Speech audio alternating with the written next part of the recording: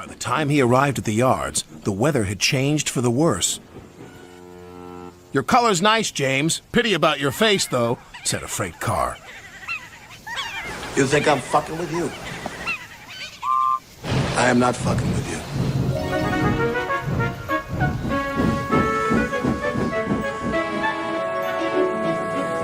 So last weekend I went to my local train show, and there wasn't a lot of Thomas stuff there. I wandered around for a bit and really didn't see much of anything. And right before I was about to give up and leave, I see this over the corner of my eye. Yep, that's right. The US release of the TOMIX N-Scale James the Red Engine and freight cars, and this is, wow, this is, take that, Ohio haters, this is amazing, wow. Now, before we talk about the model, we have to talk about the box. For those of you that don't know, the TOMIX N-Scale line in America was only released for a short amount of time in the early 2000s, like from 2001 to 2002, I want to say. But yeah, no, it was a very limited line around here, and the fact that I managed to find the James new in box, that is pretty incredible.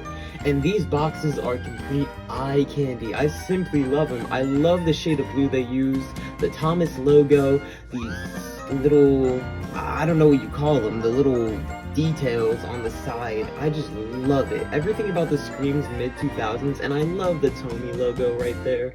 This is taking me back to a simpler time.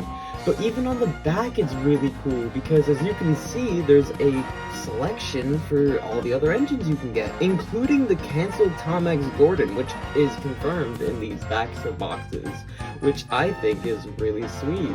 Everything about this box is really cool and gets you hyped for the model, and speaking of, it's time we talk about the model. Let's get it out of the package.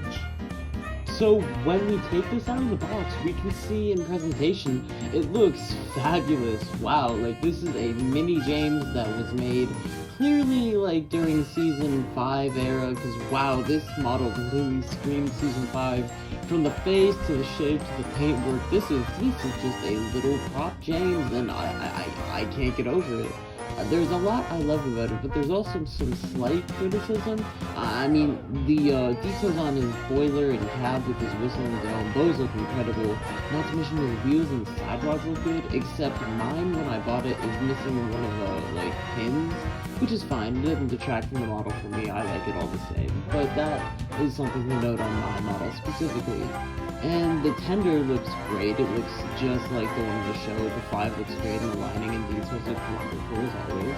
But as for some things I don't like how there are no lane lines in the front of the model, and I don't like how the buffer housing on the front and back aren't painted and there's black naked buffers. But I suppose it's just nitpicking.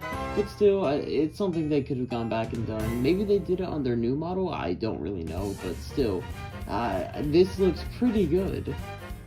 My favorite part of the model by far is definitely the face. That screams season 5 all the way, and it definitely brings the model way up in points for me. I can't get over how great that face is. And here's him next to N-Scale Percy for scale on how big he is compared to the main N-Scale Thomas range. Now, this wouldn't be a complete review if I didn't talk about James's troublesome trucks that came with him, because wow, these guys look phenomenal, almost better than James. Like, these look so much like the props, I can't get over it. Let's start talking about them one by one. So here we have a standard troublesome truck with a 7-plank wagon one, and that face looks so incredible, along with all his plank details and the little bolts on the side too. This truck looks great on every single corner, and I love it. This guy is solid in my book. And I think the more exciting one now is the troublesome van, because wow, that face, look at that, that looks so prop accurate. I know I keep saying that, but oh my god, wow. Just everything about these trucks scream, hey, we took the show props and made a miniature for you guys. Like, I can't get over it.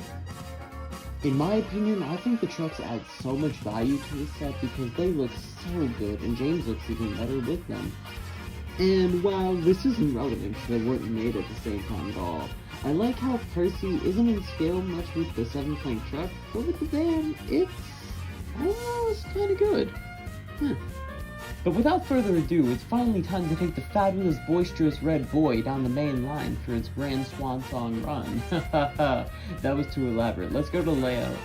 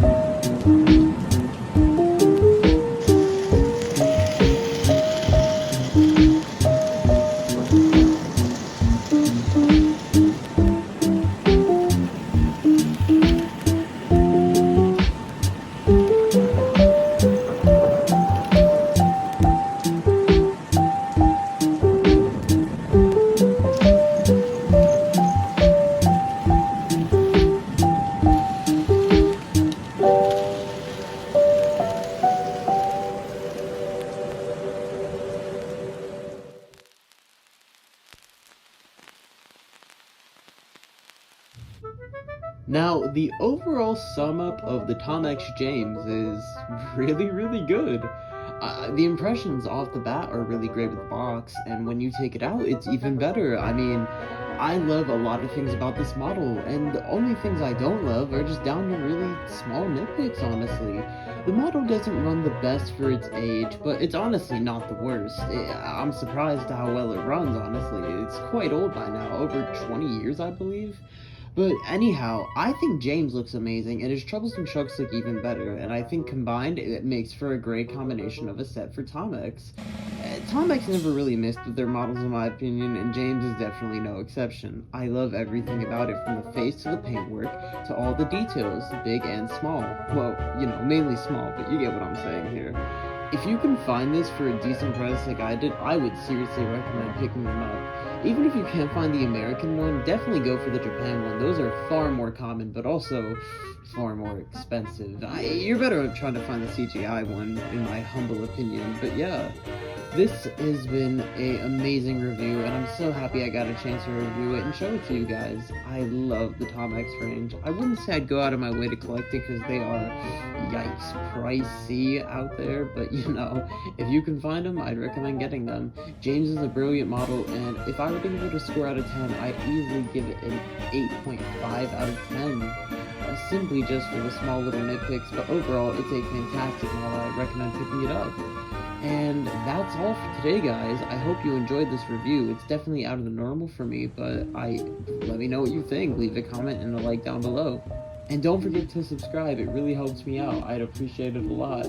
But anyways, guys, thank you for your time. Wouldn't be one signing out saying, have a great day, everybody.